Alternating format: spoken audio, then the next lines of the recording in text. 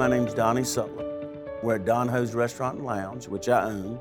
It's a place for the people in the Roanoke Valley to come and enjoy some entertainment and have a good time. My name's Corey Wolford. This is my wife, Trina Wolford. We're at the Wolf's Den Billiards in Roanoke, Virginia. I'm Nora Barnes, and I'm a 100% woman-owned bar. It's very casual. I think the most common thing people say is that it's comfortable. We're in Taco Sam in Falls Church, Virginia. I'm the general manager, and we're a taco place that has traditional Mexican taco and Korean fusion tacos. Once you got the skill games in, people were ready to play them. And the people that came here that never had even been in my building, they was coming for the sole purpose of playing these games. Once I got them in here and they enjoyed themselves and liked what they saw, I got them back, as customers.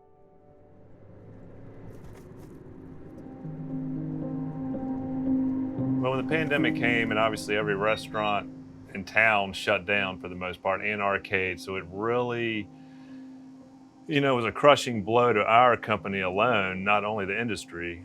The pandemic, when it started, customer counts they dropped off the face of the world. Nobody was buying gas, nobody was going to work. So it was tough. So when you ask me that question, I get goosebumps. Because if you didn't have a restaurant business, nobody knows how hard it was, nobody, to have a restaurant business during COVID. When the government tells you, close your door, and when we did have opening, 6 feet apart, walking with the mask, sit down with the mask, can't do this, can't do that. It's like waking up to a nightmare every week, every month, and not realizing what to do tomorrow. Coming from this COVID, if it wasn't for these skill games, 10 to 15% of my locations would be out of business. A lot of them had to shut down because they couldn't keep help. Well, matter of fact, the governor turned around and shut us down for a good little bit. So when we were able to get back open, they was on the skin of their teeth.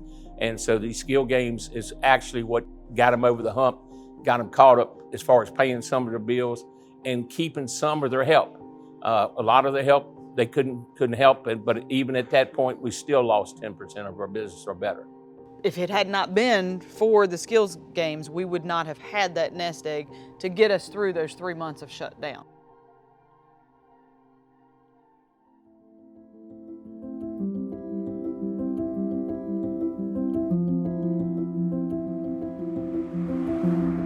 Those machines made all the difference in the world for those smaller operators. I'm sure that some of them would have had to close their doors had it not been for these Queen of Virginia games. And then when the state took those games away, you could see a difference in their operations, where at a smaller store where they don't have as many employees, just couldn't justify having extra employees to help them run the stores. But I could really, really tell a difference when I didn't have the Queen machines. Like, people would say to me, you look so relaxed now. You don't look nervous anymore. You don't look like you're thinking about anything anymore. It was all because I had that money coming in. And I was starting to get that look again when they were away. And everybody's like, just raise the prices, don't close. When they ruled out against the machines, it was already slow, and that took a big hit again. And yeah, we had difficult times. I can honestly say there's a lot of people that would be out of business in this Roanoke Valley if it wasn't for them machines. It helped to get them along and survive. I know that for a fact. Many of these business owners are doing okay. A lot of them are barely hanging on, and they have to have something to kind of give them a little boost. And that's what the skill games can do.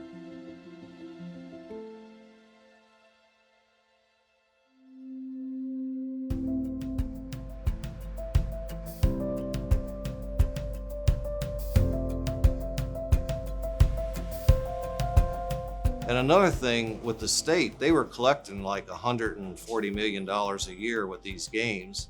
When they reinstated, they did not reinstate that $1,200 per machine per month. They need to do that. Our skill games, we were turning around and putting the taxes, turned around and we were giving back to the community. Now, I can't say that about the other ones. It ought to be a fair game for everyone. We paid $144,000 out in 1 year's time, our small business. Imagine how much the state of Virginia would have in revenue if they would actually accept and be a part. Let's bring it up together.